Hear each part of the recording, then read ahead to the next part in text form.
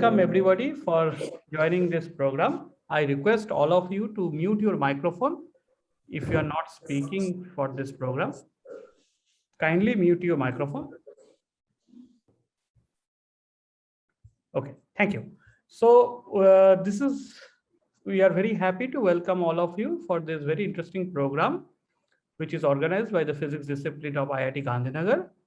The title of the program is History of Ideas, where we intend to organize seminars by very distinguished scientists and colleagues on the history of great ideas in physics, science, and some, if possible, we will even go beyond that.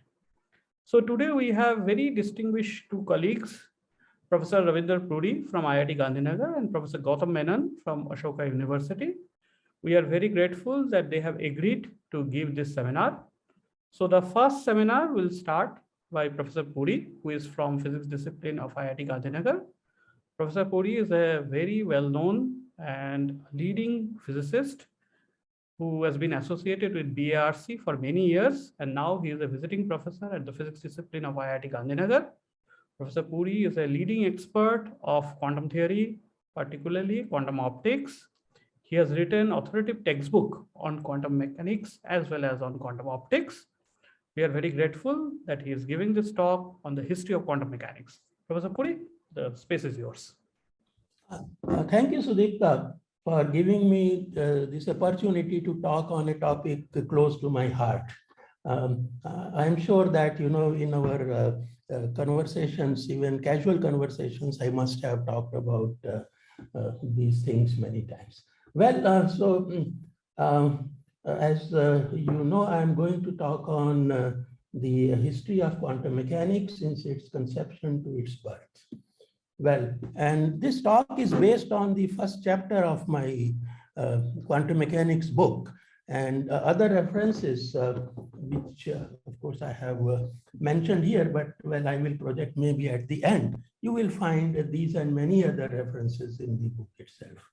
So first of all, okay, well, let me start with this thing that the term quantum mechanics was used first by Max Born in a paper in 1924. Well, so let us see, why should we talk about history of quantum mechanics? So I start with this quotation, which is also the opening quotation in my book. And this is favorite quotation of Schrodinger, which says, history is the most fundamental science, for there is no human knowledge which cannot lose its scientific character when men forget the conditions under which it originated, the questions it answered, and the functions it was created to serve. Well, it applies really to quantum mechanics very than anything else, I would say. The reason is the quantum mechanical ideas, quantum mechanical concepts, they, as we know, are counterintuitive. Like in popular imagination, we have a wave behaving like a particle, particle behaving like a wave. In ordinary, life, we understand, the state of a particle in terms of its position and momentum. We understand what they are, or at least we think what they are, or at least we think we know what they are. But in quantum mechanics, you talk of abstract things like wave function and linear vector spaces and Hilbert space and so on and on. So what is all that? So like Newton's laws, we are very comfortable with them because they conform to our everyday experience. But quantum things, well, they are at a scale which are not within our everyday experience. So it is very important to know how those apparently counterintuitive ideas developed, how people thought about those things. And unless we know that, we are going to, develop misconceptions. It is very easy to develop misconceptions in quantum mechanics. If we are not aware of the history, I would go to that extent to say, than in anything else. Well, so let us see, first of all, why new ideas were needed. And we know, of course, you all know that it is because, at the time that we are talking about, there were some phenomena which could not be explained by the existing physical theories, be it classical mechanics, electrodynamics, statistical mechanics, thermodynamics, and then they required new ideas, different ideas to, make sense out of them. And the three main, phenomena which are responsible for the birth of quantum mechanics as we know it today, as a spectrum of black body radiation, photoelectric effect, atomic structure. I, of course, expect all of you to know what they are. I will just start with the black body radiation, and we know what it is. If somebody doesn't know what a black body is, maybe I will show one. Does that make any sense? So this is the, apparatus used by, scientists in the last maybe about 120 years ago for experiments on black body radiation. And as it is written here, it is the apparatus used by Prof and whatever. So this is, so if, if it doesn't make sense, then we can go back to the, this depiction here. Okay, so the quantity of interest in black body radiation, let me recall for you and to develop the notation, is this quantity U lambda T. And here this U lambda T into D lambda is the energy per unit volume of radiation inside the cavity in the wavelength range lambda to lambda plus D lambda. But the quantity of experimental interest is the intensity. So you make a little hole in the black body and look at the amount of radiation which is coming out per unit time per unit area, and this intensity is related with the density of energy inside, and we will be using intensity and the density of radiation interchangeably, these terms. And anyway, but theoretically one is interested in deriving the, in the energy density. Well, so let me recall for you the, what was the problem? The problem was that here you have, the curves, which are the energy density as a function of lambda at different temperatures, and this is how they look like. The problem was to explain this spectrum, and so I need not mention that. Well, there were problems explaining it, and let us see what they were. Now, so although we don't know this, the spectrum was the form of these curves were not known, but there were certain features, certain properties of this black body radiation spectrum, which were known and which gave rise to certain, from which we derive certain, get some idea of the form of energy density. And these are, one is the intensity, that is Stephen's law in 1879, which says that the intensity coming out, total intensity integrated overall wavelengths is proportional to T power 4. And then there was Wien's displacement law, which says, you see the maxima here for each temperature. So you find out what is the corresponding wavelength multiplied by the temperature, and you find that this quantity is same for all the curves. So these two, laws which were experimentally established, if you believe in them, then it can be shown that the form of the energy density should be what is written here, 1 by lambda power 5 and a function of lambda into T. Now, how these two laws lead to this? Well, you will find this as an exercise in my book with hint to arrive at the answer. But this is, at the basis of further developments that I'm going to talk about. So this we have to keep in mind. Well, so the point is that we know that the form of the U should be, the energy density should be of this form. But what is F? That's the question. We don't know what is F. So for that, well, there was I'm going to talk about the, things which succeeded. And there was this Wien's law in 1896. So what Wien assumed was the blackbody radiation is due to, the movement of atoms inside the wall of the cavity, and that the radiation emitted by a molecule is a function of its speed. The wavelength of the radiation emitted by a molecule is a function of its speed. We know this assumption is wrong, true. But well, the consequences he draws from them, they are of interest to us. So this assumption, he made this assumption, though wrong.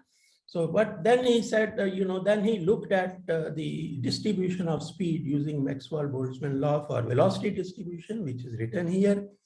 So he said that, well, so this is the, this he will connect with the, the probability that, the radiation at wavelength lambda is emitted. So he says that it is, it will be given by this with p square, having the dependence on lambda, it should be such that this form of this function should be this, should be lambda into t. So if that is to be so, then he then assumed that to be so. This should be the form, then v square must be proportional to 1 by lambda, and therefore he arrives at this alpha is some constant, where other mass and everything else is now put into this one constant. So this is the form of the law which he derived. And well, A and alpha are to be determined experimentally, they were determined. And what was found was that this law is in very good agreement with the blackbody radiation curves at low wavelengths. At low wavelengths, it agrees very well with those curves, but not, it doesn't explain the full curve. So this was one law. Then the other law is what we know, what is known as Rayleigh-Jean's law. Rayleigh in 1900 derived this law, and what he said was that the radiation inside the cavity, that behaves like a collection of harmonic oscillators, which we know is so from classical electromagnetic theory. So he said that each mode of the field behaving like an oscillator. Now, mode I have explained, those who may not know the meaning. A wave having specified frequency, direction of motion, and polarization is called a mode of the field. So behaving like a harmonic oscillator, so it will have an average in the energy at temperature T, which will be K into T. Kb is the Boltzmann constant. So the energy density inside the cavity will be the average energy of each mode multiplied by number of modes per unit volume. How many waves are there per unit volume? So that is this quantity, the density of modes, rho lambda. And rho lambda, we know this is the expression you can derive using classical electrodynamics. So this was Rayleigh-Jean's law. Jeans improved it in 1905. Okay, and this law, it could explain the high wavelength part of the spectrum. So we had two laws. One was Wien's law, which explained low wavelength part, and the Jean's law, which explained the high wavelength part. So these two laws Planck looked at. Now Planck then what he does, he derives an interpolation formula, which I am going to talk about. So how does he proceed? So first of all, he derives this formula, which relates the energy density in the cavity with U, the energy of the average energy of the oscillator in the wall. So this is the relationship. So rho lambda is again the mode density, the same notation I used before. So this relationship is very crucial in Planck's developments.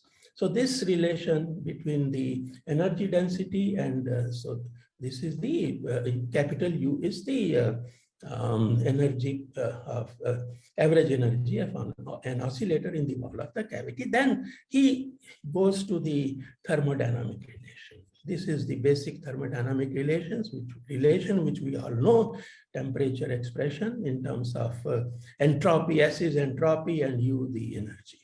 So he uses this, differentiates it second time with U to get this equation. So here you have second derivative of s with respect to u connected with the derivative of t with respect to u.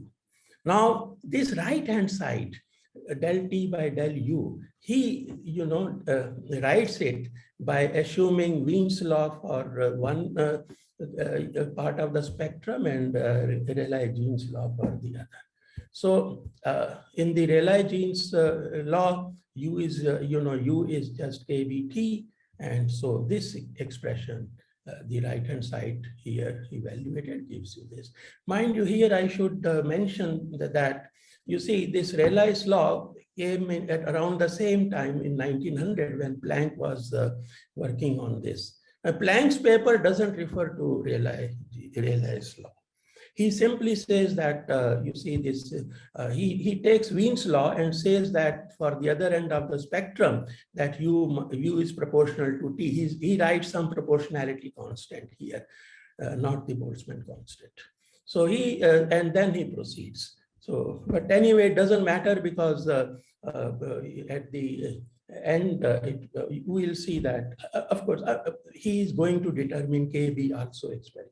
Okay, so this was one equation. And second equation, he got del t by del u using Wien's law. So this is the second equation. And alpha is from a constant which appears in Wien's law. So these are the two equations that he got for second derivative. Then he guessed that these two laws, I have these two equations in two limits. Then he guessed that for the whole spectrum, I may write this. So second derivative, two expressions. So, and they reduce to these in appropriate limits. So this was his guess. And then now there is just a trivial job of solving this equation. He does it. And then he arrives at this expression for the average energy of an oscillator. And then he combines, these constants to get one constant h. So you write it in terms of, you have now the new constant h appearing, and you can treat KB as also unknown constant if you want, but well, you have this new constant h appearing here, which today we know as Planck's constant. And as you can see, it should have the dimension of action. So this is how.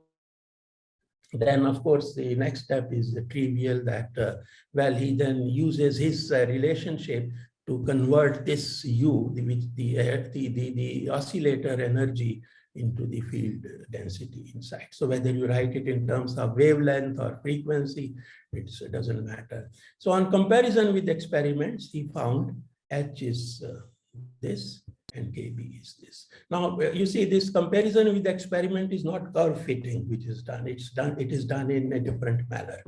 So how it is done, I cannot go into it, but not curve fitting. So this is the values. These are the values he got for H and K, and not bad when compared with modern values, as you can see. And this was the work he presented to the Physical Society of Berlin on October 1900.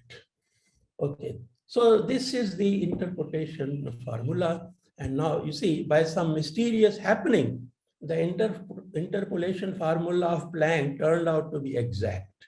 It served as the seed for the birth of quantum mechanics.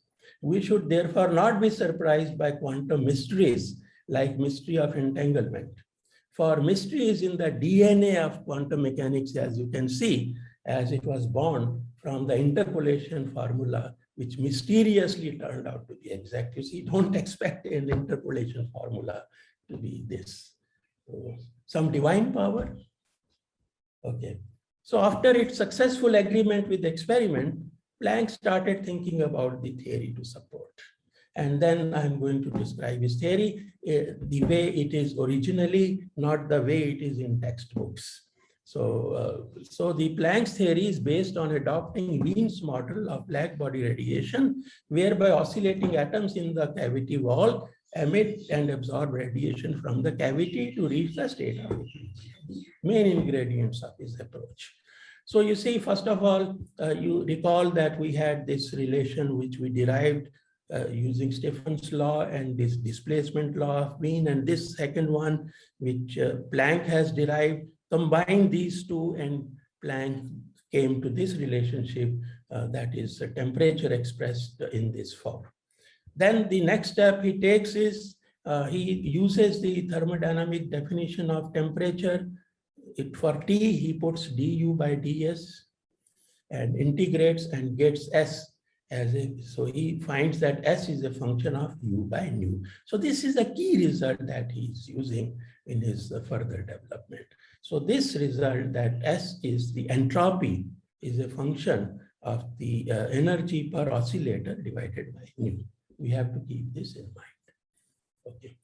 So that was something which is anyway classical theory, nothing new. So just rearrangement of the things.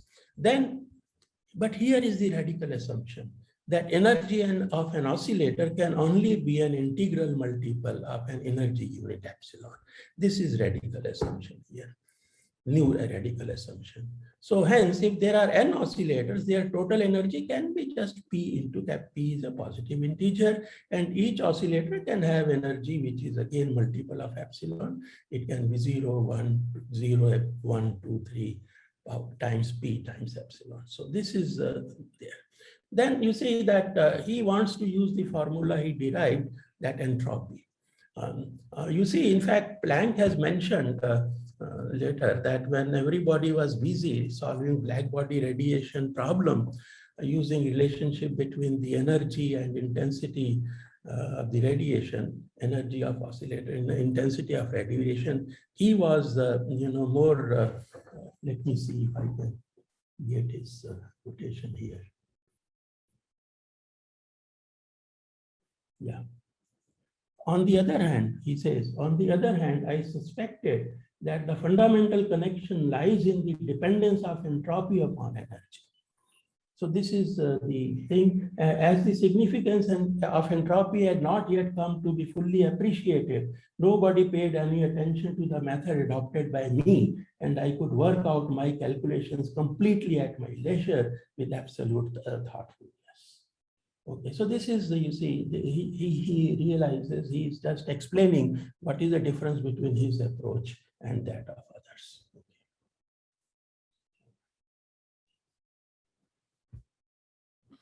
So what he does is you see, so now the problem is that you find the number of ways in which this energy P epsilon can be distributed among n oscillators. So that problem is same as you see, finding number of ways in which integer P can be written as sum of n integers. And we know the answer for this, that is this formula.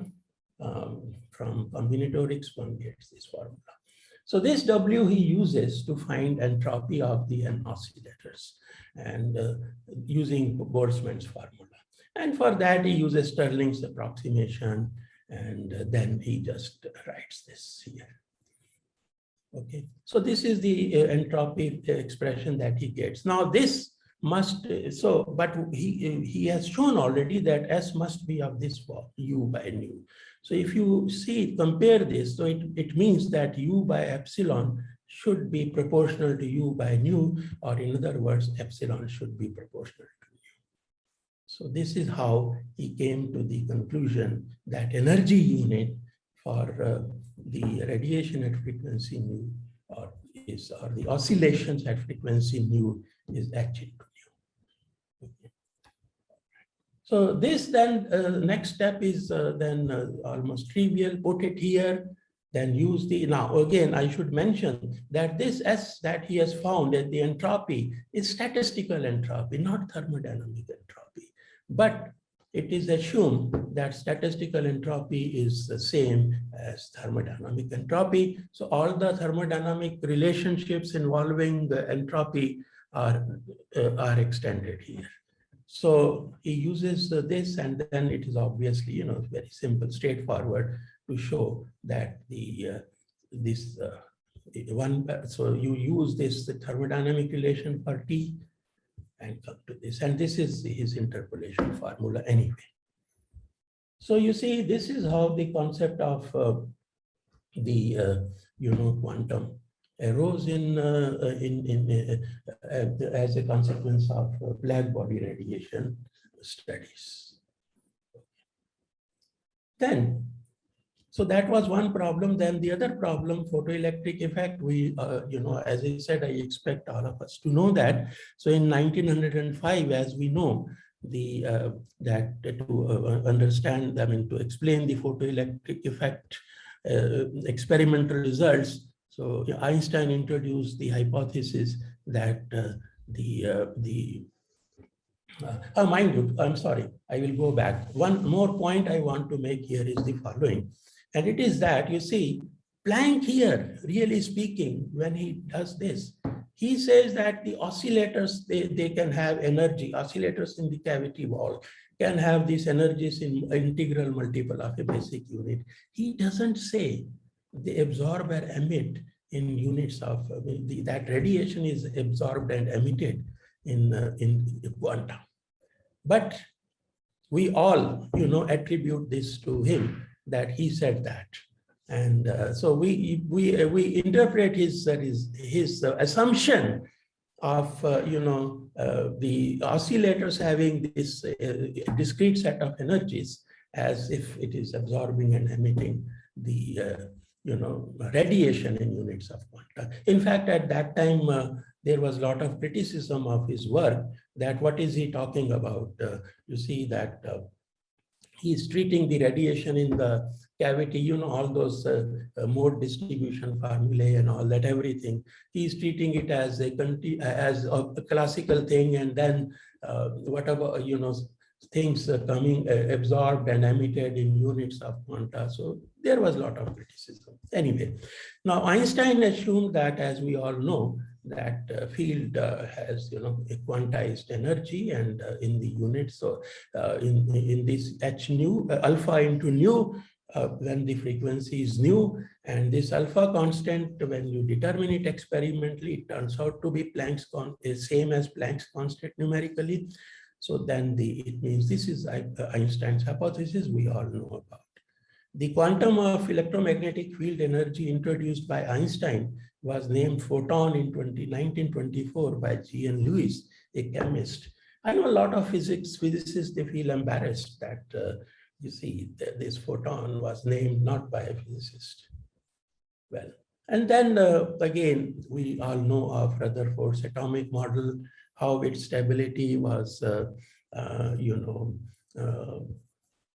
was in question, and Bohr's postulate, it ensured that that there are stable orbits in which electron doesn't emit radiation, and we know that those stable orbits are the ones in which electronic angular momentum is integral multiple of a constant, which is to be determined by comparing theory with experiments. That constant also turned out to be Planck's constant. You see, there are these three different phenomena, and but they all have one constant in their theory, all are same. So there must be some underlying unity in all. Otherwise, it's not a chance that this happens.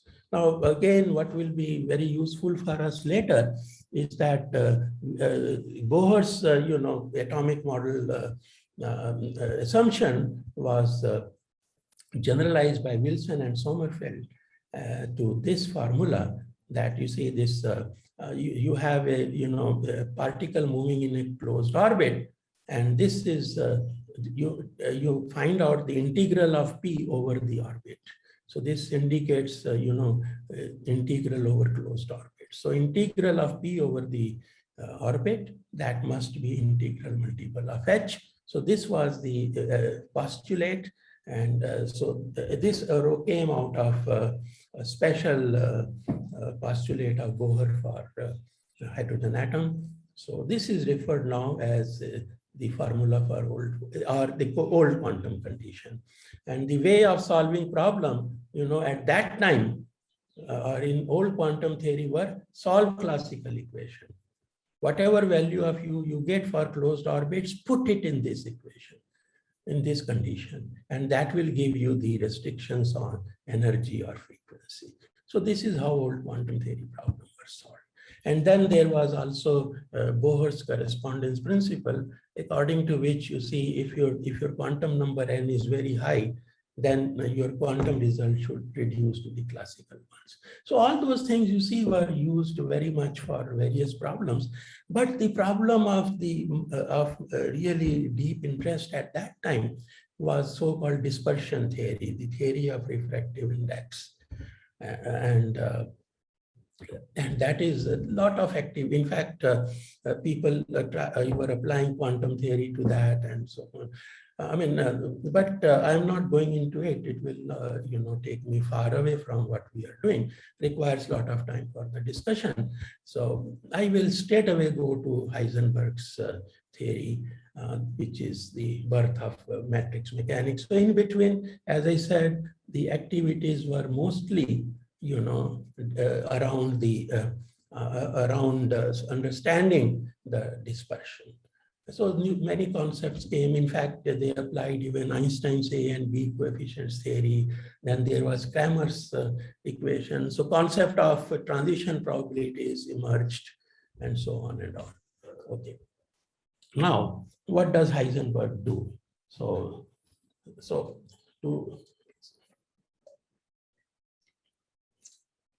And I should also mention that the old quantum theory was not able to, solve many problems. So Heisenberg was so naturally one was looking for something better than the old quantum theory. So now Heisenberg comes in Heisenberg. So what he say, what are his thoughts and how he develops his new idea? He says the quantum theory at the time was formulated in terms of the quantities as basic elements which cannot be observed. Like you see Bohr's theory, for example. So you talk about position of electron, orbital motion, but experimentally you can't find that out. So what he says is that, for example, though it is not possible to infer exact position or period of revolution of an electron inside an atom by means of observable quantities. And what is the observable quantity? It is the radiation emitted when the electron goes from one orbit to the other. And what information you get is the frequency of the radiation and its amplitude. And so amplitude may give you information about the transition probabilities. Yet quantum theory of an atom is formulated in terms of the set unobservable quantities. And so that is what I was mentioning. So according to him, a physical system must be described in terms of its true observables. So to that end, so how does he construct two observable? So that is the task he undertakes. Well, this is the procedure he adopted. So he starts with the Fourier series representation of position of a particle executing one-dimensional periodic motion. Omega is the fundamental frequency. So this is the usual Fourier expansion. Now, he says, so I'm just sequence of his thought process, that in Bohr's atomic theory, state of an electron is labeled by an integer n, characterizing its state. So Heisenberg says that, well, this Q should be labeled by index n, which is the, maybe the orbit, of maybe Bohr orbit or some such thing, a similar thing in other situations. So this is then he just puts an n here, which refers to the, some orbit. So this is the expression he gets. Now, up to this point, the description is old quantum theoretic. At this point, Heisenberg introduces his new concept. What is the new concept? So he says, again, repeat an electron in an atom. For an electron in an atom, for example, QT of a particle is not an observable. We have no way of observing it. So of course, he also discusses in his paper that somebody may say that in future, we might be able to do that. But he says, again, he gives arguments why it won't be so. Okay. So what is observed in case of an electron in an atom is the radiation coming out when electron makes transition from one level to another. So keeping this in mind, so frequency and amplitude of emitted radiation provide information about the energy difference between levels involved in the electronic transition and transition amplitude. So this is the, the frequency will give you and amplitude will give you these informations. The expression for Q and T must be written in terms of the energy differences and transition amplitudes. This is the key point. That is what he is doing. And why he is doing, he has explained. So this is, again, I'm reproducing what was on previous page. So for constructing this quantity, so in quantum mechanically, in Heisenberg way, so he says that, well, this Q and T I have expanded in this manner. So these quantities which are under the summation, I'm writing them here. So they are the ones, the ensemble of such quantities, ensemble of these Fourier coefficients, they characterize this Q. Then noting that frequency of radiation in transition from level of energy En to the level of energy Em, as we know in Bohr's theory, is this. So he proposed that the quantum theoretic frequency corresponding to m omega n, which appears here, be taken as this. M omega n should be replaced by Em minus En minus m by h cross. So this is the replacement he is suggesting. And for this, he has this notation. Okay. Similarly, these quantities Qmn should be replaced by such quantities. And so these Fourier coefficients which are in classical, these classical Fourier coefficients should be replaced by this. So Puri, may I ask a question? Yeah. Hi, Prasanna here. So Yeah. I was just wondering, from where does this idea of ensemble of Fourier coefficient come in? Because that is also a little bit revolutionary, right? Prasanna, can we keep the questions for the end? Oh, sure. Yeah. And anyway, this is his postulate.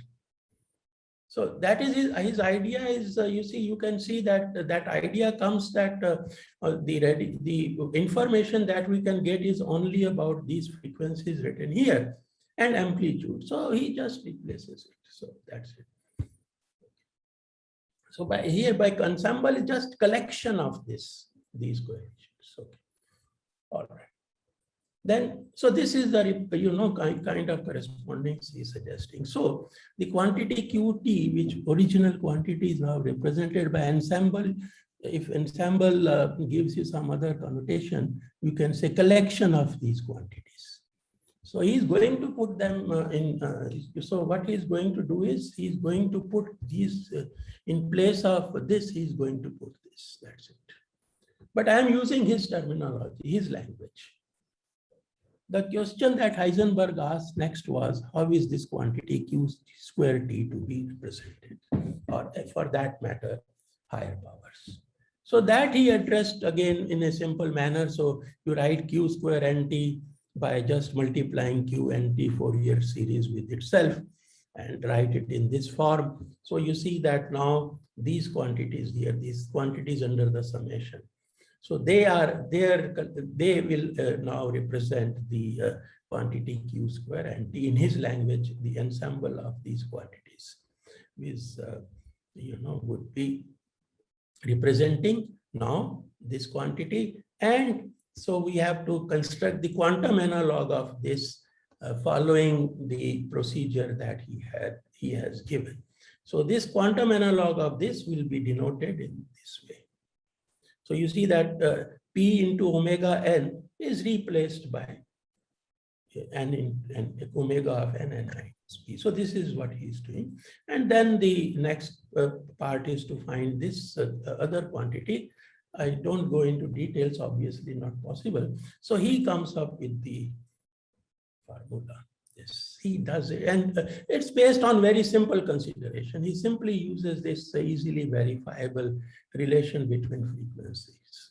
So this relation between frequency is the one which is used to arrive at this formula. So you can see that Q square, that this quantity which represents, these coefficients, the quantum analog of these Fourier coefficients is represented in this manner. Okay. So in terms of the, representation of Q. So these are the representations of Q. So this is what he does. So we thus see that in Heisenberg's formalism, Q is represented by this and Q square is represented by this. So this is the law of combination proposed by Heisenberg. You can do the same thing for higher powers of Q. So this is fundamental to Heisenberg. Okay. Then he looks at the old quantum condition. He's going to use that as well. So this is one thing. So what he said, in fact, was that the problem with the old quantum theory is not of dynamics. You see, people thought that maybe the laws of motion need to be modified. He said, no, that's not the problem. The problem is kinematical. Laws of motion he retains even in his theory. So he says laws of motion are fine. The problem is how you describe the system. So kinematical problem is the real problem. That is what he very openly, very clearly stated. So this is what he is doing. Just kinematics is changing, nothing else. So then he considers this old quantum condition written in this form. Then he is going to write it in the form below here. And for that, his argument is that that this condition, if it is adopted in the manner it is written, it is arbitrary in the sense of correspondence principle, because from this point of view, J are determined only up to an additive constant as multiples of H. Instead, he says that this condition must be written in this form. So this can say just in terms of the derivatives with respect to N. That's what he's doing. He then addresses the question of writing this condition in terms of his double indexed quantity. So this is the classical way of writing the same condition, but now in this form. Okay. So then, so that is the problem. And so for that, how he proceeds, that, well, so you evaluate, so you need to first of all evaluate this quantity here and then d by dn of that. So he does that. And sorry, here it should not be contour integral, it should be as it is written here, 0 to 2 pi by omega. So that's a mistake in writing. So this is what he gets and straight away, and then d by dn of this. And this, so this is the equation he gets. This is again all classical or old quantum theory. Now, it is to be written in terms of his double index quantities. He straight away from here, he writes this in his paper. But I can tell you it is not easy to get it. In my book, you will see this as an exercise with hint given as how you go from this to this. So there is a lot of effort involved. Not only that, you see, when I did this calculation, I found that in the first term, the indices I got, they were, what I have written here is what I got. In Heisenberg's paper, these indices are interchanged. So it is n plus k, n plus k instead of what is written here. So I was worried and spent a lot of time in checking, rechecking. In fact, you see, I derive every equation in the paper, which I read seriously. But then, when I moved on, I found that, oh, well, that was a typo. And this is the equation, in fact, he is using. And then later on, after some years, I found this mentioned in some other paper somewhere. So I was happy. And so I mentioned this in my book. Okay. So how does Heisenberg solve the dynamical problem? Classical equation. In the classical equation, you put Q in terms of his Fourier expansion, in terms of his double index quantities. And then you will get recurrence relations. And then those recurrence relations you solve along with this quantum condition of his. And and it's not easy. It's, if you look at it, in fact, then he applies it also to the problem of perturbation calculation of n-harmonic oscillator. And a paper is in fact written to show how that calculation is done. So in my book, I have given as exercise how to use this to find energy levels of harmonic oscillator. And one-dimensional, you see the difference between old quantum condition and this. If you use old quantum condition, the harmonic oscillator levels are h cross omega n is integer. But in the Heisenberg quantum condition, if Heisenberg's quantum condition is used, this is what you get. Okay. So this is Heisenberg's theory. Now, Heisenberg, you see, he gave his paper after finalizing its final manuscript to Born and proceeded on vacation. And Born, after 2-3 days, he read the paper, and he was impressed, and he sent the paper for publication. But by Born's own account, he spent sleepless nights understanding double index quantities and their algebra introduced by Heisenberg. At last, he remembered the matrix algebra he had learned in his student days and realized that if the quantities a, m, n minus n, which I have written here, if they are in Heisenberg's formalism is rewritten as a, m, n, then the law of multiplication of these quantities is nothing but the law of multiplication of matrices. So he realized this.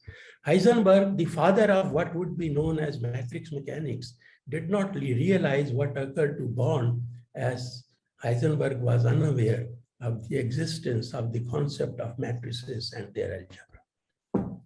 So Born looked upon Heisenberg's ensemble of quantities representing Qt as the elements of a matrix Q, and similarly introduced matrix representation P for classical momentum P. So since multiplication of two matrices we know is non-commutative, he realized that Heisenberg's quantum condition gives the diagonal element of he evaluated Qp minus Pq, and that those diagonal elements are equal. But the question he asked was, what are non-diagonal elements of Qp minus Pq? So that is not there in Heisenberg's paper. So why? Because Heisenberg is working in a different way. So while still engrossed in finding answer to that set question, Born talks of a train journey to attend a meeting. In the train, he met Pauli, who was also going to attend the same meeting. Born says he told Pauli about Heisenberg's paper and his own question, what are non-diagonal elements of Qp minus Pq, and asked Pauli for collaboration. Born says Pauli told him, I know you are fond of doing complicated mathematics. You will spoil Heisenberg's beautiful idea, so better stay away. Then after he returned from the meeting, Born asked his student Jordan to look into the problem that was bothering him. Jordan did not disappoint Born. He started Born's idea of representing P and Q by matrices. So consequently, Hamiltonian, classical Hamiltonian will also be a matrix, say H. I indicate that I am indicating the matrices by tilde on a symbol. So he assumed that time evolution of QP is governed by a matrix form of classical Hamilton's equation.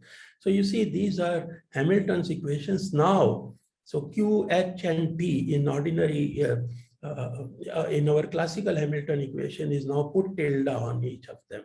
Each becomes a matrix. So note that there are two types of derivatives here in this equation. One is the familiar derivative of a matrix with respect to scalar time, that is left-hand side. And the other is not so familiar derivative of a matrix with respect to another matrix. And you applied rules of the invoking rules of derivative of a matrix with respect to it's quite complicated. If you want to know, you can. I have reproduced some part of the original paper in my book about those rules. So these Jordan used those rules and showed that from here follows that QP minus PQ should be IH cross into identity. So that answered Born's question that off-diagonal elements of QP minus PQ are 0. Born and Jordan also showed that the equation above is equivalent with Heisenberg's quantum condition, and this thus was born matrix mechanics in 1925. Now, you see that so far, so if you had, if this step was not taken, working with Heisenberg's original things would have been really killing. Even this is not that simple, with derivative of a matrix with respect to another matrix. Dirac helped us, and our life is going to be simple. But before that, so several generalizations and applications, including insightful description of the new theory, were presented by the joint paper of Born, Heisenberg, and Jordan. Heisenberg used to call it proudly as three immense paper. So there is a paper written on three immense paper. So then Dirac. Now Dirac, you see, he made our life really simple. Otherwise, I don't know how many of us would have, I mean, how much of glamour of quantum mechanics would have been there. So Dirac put, he looked at, the differentiation of a matrix with respect to another matrix. Call it a Q number differentiation, quantum differentiation. So what he said is, forget the detailed rules of differentiation. The differentiation should of a matrix with respect to another matrix, or quantum differentiation, should obey the basic properties of differentiation of ordinary C numbers. And these are the basic properties. Only thing you have to be careful is the order of the matrices should be retained. So if B is to the right of A, it should remain. You cannot interchange these things. Okay. So he showed, using just these laws, that the differentiation of some matrix with respect to C can be written in this form, Ka minus A. Symbolically, this we know it's a commutator. So this is what so K is some, Q number. So this is what he showed. So this enables us to replace quantum differentiation by commutators, which is arguably a much a big simplification. But how do you find AB? So like QP was found by Jordan and Born and Jordan by using that the quantum differentiation. How do you do that if I don't use that? So Dirac said, since classical mechanics is a limiting case of quantum mechanics, there must be quantum analog of important classical mechanical concepts. Observing that Poisson bracket is an important classical concept, he constructed its quantum analog by introducing the concept of quantum Poisson bracket. So he indicated that one. So A, B, if there is no tilde on it, they are classical observables, and put tilde, they become quantum mechanical. And this is quantum Poisson bracket between, so observables are to be represented by Hermitian matrices. The quantum Poisson bracket are determined now. So again, he says that he is not worried about detailed definition of quantum Poisson bracket. No, he says the quantum Poisson bracket should have the algebraic properties of ordinary Poisson brackets. And he uses, and of course, like here, the order of the matrices should be retained. I cannot write B on the left of dA by dC and similarly here. So same thing he did. I can't go into details, but that is what he did, just algebraic properties. He uses all that. And then he shows that AB minus BA is proportional to the quantum Poisson bracket, whatever that quantum, no definition, just I know its algebraic properties and nothing else. What is the definition? I do not know. Like here, he doesn't use any definition of differentiation. Okay. Then, so alpha is a complex number in general, independent of observables. It is therefore a universal constant. So then he just goes about giving a way of doing it. So, so finally, he says that the problem of finding this AB minus BA reduces to that of finding corresponding quantum Poisson bracket. Since the quantum Poisson bracket must reduce to Poisson bracket in the classical limit, Dirac postulated that property to hold even away from classical limit. So then, what it means is that if the Poisson bracket of classical observables A and B is C, then quantum Poisson bracket will be you replace A by matrix A, replace B by matrix B, replace C by matrix C. So on combining all that, this is the result you get. So this is finally, so doing everything, compare with express. So the final result is this. This is Dirac's. So you see, Dirac made our life really very, very simple.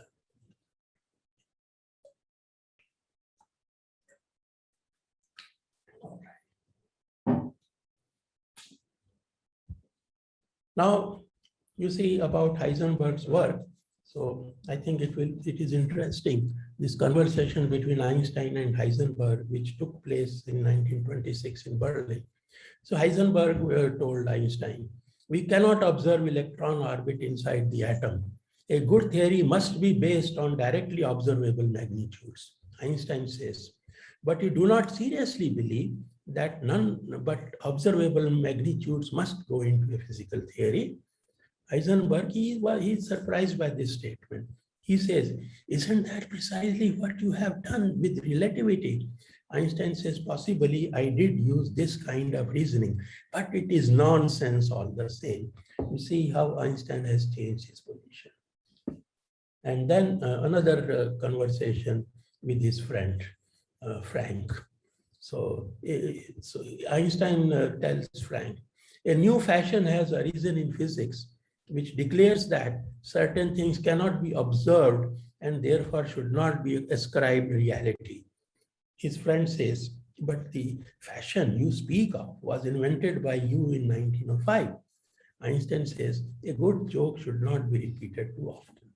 So just underlines, you see, Einstein's, change of position. Okay. So that was one way in which, quantum theory was developed. Then the other line of reasoning was what is called and what led to what is known as wave mechanics. And it started with de Broglie's hypothesis. And what was de Broglie's thinking? So de Broglie, he said that Einstein's hypothesis in photoelectric effect, it associates a particle with a wave. Electromagnetic field, which is generally perceived as a wave. Einstein has associated particle property, ascribed particle properties to it. So de Broglie said that why not ascribe wave properties to particles. So in his PhD thesis, he suggested in his 24 doctoral thesis published in 25 that there must similarly be a wave associated with a particle, a concept which is of course abundant now, but we continue using it in its historical context. So this is what he thought, a wave associated with the particle. He postulated that the particle moves along a ray, that wave, and then the quantities like frequency and wave number that characterize a wave are related with the quantities like energy and momentum that characterize motion of a particle, and how he finds that relationship. He uses the relativistic concept of 4-vector. See, he noted that in the relativistic description, momentum P and energy of a particle form a 4-vector. You know that. He showed that the wave vector k and frequency omega of a wave similarly constitute a 4-vector. He showed that in his work. Then he proposed that the particle-like and wave-like attributes characterizing a system are related by this. There is a correspondence between them, this indicates. Then, so he assumed that Einstein's hypothesis E equal to h cross omega holds also for material particles. So you see, fourth component, he fixes the relationship between the fourth component of particle and wave. He fixes by assuming the validity of h cross E equal to h cross omega for fourth component. Then he says that if I want these to be describing the same system, then you see they should be same. And so the third component should also have the same. They should also be proportional with same constant of proportionality as the fourth component. So what it means is if E is H cross omega, then P should be H cross K. This is how he arrived at this relation. So thus these two relations relate particle properties with the de Broglie's assumed wave associated with particle. So this is a relation. And so P equal to H cross K means that lambda, the familiar relation. So this is we are all familiar with. So the lambda in the equation above is the de Broglie wavelength, and his hypothesis was confirmed by experiments on electron diffraction as we know it. And de Broglie, you see, also demonstrated the consistency of his hypothesis with the quantization condition. So this is where the thing stood. So the success of de Broglie's wave associated with the particle hypothesis naturally led to the inquiry: if there is a wave, there must be wave equation. So Schrodinger was the one, as we all know, who succeeded in his search for the desired wave equation. But how he arrived at his result is what we will look at. So to describe Schrodinger's approach, we just recapitulate, Hamilton-Jacobi equation formalism of classical mechanics. So restricting to, a particle of mass m and energy E moving in potential V in ordinary three-dimensional space characterized by Cartesian coordinates, this is the familiar Hamilton-Jacobi equation for the Hamilton's principal function S. And then you express, break it, separate the space and the time part, write it in this manner, and then you have equation for W. So, and the momentum of the particle is, of course, related with W. As we know. So this is the equation that we are going to look at.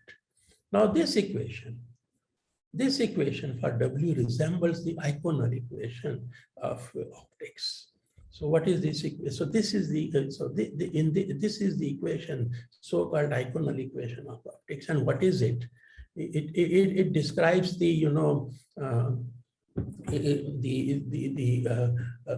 wave in the geometric limit, the limit in which we can assume the the wave to be just a propagating. So. And so this equation, what is L here? So let us look at, so you see, so we have electric field, which is expressible, it is monochromatic field of frequency omega. And so you have this space part, epsilon r. So that space part you write in this manner. So you have this part and then exponential of this part. So L is this, that is the phase of the spatial part. And then you see, you substitute this in the wave equation, and then what you will get is this equation obeyed by epsilon, okay? And so this equation is, of course, exact. Now, assuming refractive index of the medium, assuming that refractive index of the medium varies slowly in space, this equation in turn, then what happens? Then you get the equation written up there, this Eichhorn approximation. So from here you get this equation by substituting this expression here and then assuming the refractive index varies slowly, then this equation results.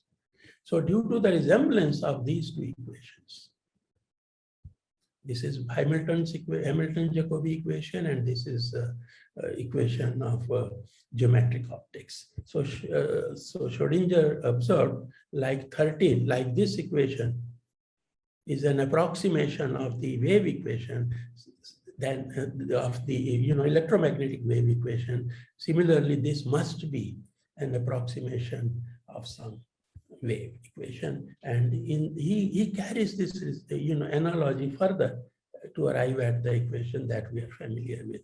Now, So how does he arrive at the analogy? So you see the particle moves on trajectories. So if I look at this equation, so consequences of this first equation, the particle moves on trajectories orthogonal to the surfaces of constant S.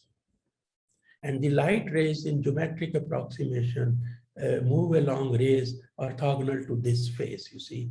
So you put this, these two together, then the phase will be what is written here. Okay. So phase of the field is this. So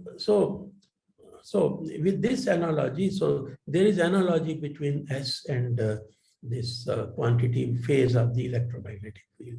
So this analogy means that you see that W, so S is this, SPH is this. So there is analogy, there is correspondence between these quantities. That is what he observes. So alpha is a constant. Of course, you have to introduce it, this quantity, to make it, the phase here is dimensionless quantity. So but W and ET are actions. So you divide them by some action quantity, which has a dimension of action. So this is what you do here. And in correspondence with the electric field, then he says that like electric field, there will be a, wave function of which this equation is an approximation. Okay. So there is this correspondence which I wrote on the previous page. So now proceed further. So this, recall E is written in this manner with epsilon r here and this part separately. So similarly, this correspondence tells me I can write psi rt in this manner. Okay, and then so psi r is analogous to epsilon r. The equation for psi r can be constructed in analogy with the equation for epsilon r. This is the equation for epsilon r. So this I can use to write equation for psi r in case, so I can replace maybe epsilon r by psi r in case I know what is this quantity in terms of the particle from, particle properties. If I know this, and that is again very simple to do. So you see that already established correspondence is this. So it's the, space and the time part you separate. So this is the correspondence. So this correspondence I already used in fact, writing this here. I should have waited till I do this, but anyway. So now you have this correspondence. So then you use it, then you come back to these equations, again compare them. So you have this K, so I have rewritten this equation by multiplying K naught square with it. Okay. So I have this, this WR by alpha and this, they have correspondence. So there is similar current. So I can write down that there is these quantities 2me minus VR and this, they have same relationship as WR and this. And so you come to this correspondence. So K naught square N square R has is equivalent with this. And that is what Schrodinger does. So in this equation, for this, he simply puts this and writes it in this manner. This is how his equation is obtained. So just by analogies. And alpha, again, okay, so this, so using this, then you can write down the time-dependent equation. Psi RT is this, so you get time-dependent equation. So comparison of theory with experiment shows that alpha is nothing but H cross. So you then put alpha equal to H cross and you get the time-dependent Schrodinger equations. As time-dependent as well as time-independent Schrodinger equations. This is how Schrodinger equation was obtained. Then comes the question, before going to the question of interpretations. So this is also interesting, that what distinguishes approach to the problem of quantization using his equation from the approach of matrix mechanics, Schrodinger states, I will indeed not state that no other additional condition must enter this equation. However, they will probably no longer have such a completely strange and incomprehensible character as previous quantum conditions. So this I am reproducing here just to tell you what Schrodinger thought of the quantum condition, that integral P dq. Okay. So he thinks of them as strange and incomprehensible, but be of that type to which we are accustomed in physics in the case of partial differential equations as initial or boundary conditions. Thus, they will also in no way be analogous to the quantum conditions, since it is found in all cases of classical dynamics that I have investigated so far. And that equation includes the quantum. Okay, so there is no other quantum condition required as such. He thus requires that only those solutions of his equations are admissible which are single-valued, finite, and continuous over the whole configuration space. These mathematical conditions alone identify only particular values of E as admissible, so that quantization, you don't require any condition like quantum condition. So this is, anyways, so this is what. But then you see here, you don't require any physical interpretation for psi, whatever psi is. It should have these mathematical properties, and you get your quantization. But of course, you have to, get other properties, and then the interpretation of wave function has to be introduced. So Schrodinger considered the wave. So let us look at how Schrodinger interpreted his wave function. So he considered the wave function to have the same type of reality as electromagnetic waves. He visualized moving particles as represented by wave packets of small sizes. Accordingly, drawing analogy with the fact that the intensity of electromagnetic wave amplitude epsilon is proportional to its modulus square, Schrodinger conceived that modulus square of psi is a kind of weight function in the configuration space of the system. For example, for an electron of charge E described by the wave function psi r, he conceived that E modulus psi r square is a measure of charge density at r, as if the charge is spread out. So this is how Schrodinger thought of his wave function. Born argued that decisive test for validity of an interpretation of wave function can come from non-stationary processes. Indeed, it is the process of elastic scattering in which Schrodinger's interpretation of wave function becomes most questionable. Schrodinger's wave packet describing position of particle would break up and scatter in all directions, whereas in reality, a particle doesn't break up. So not satisfied with Schrodinger's interpretation, Born proposed his own. So he says, I would like to investigate experimentally the following idea.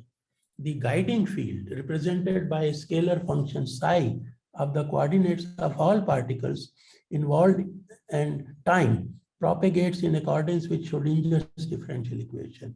Momentum and energy, however, are transformed in the same way as if corpuscles actually moved.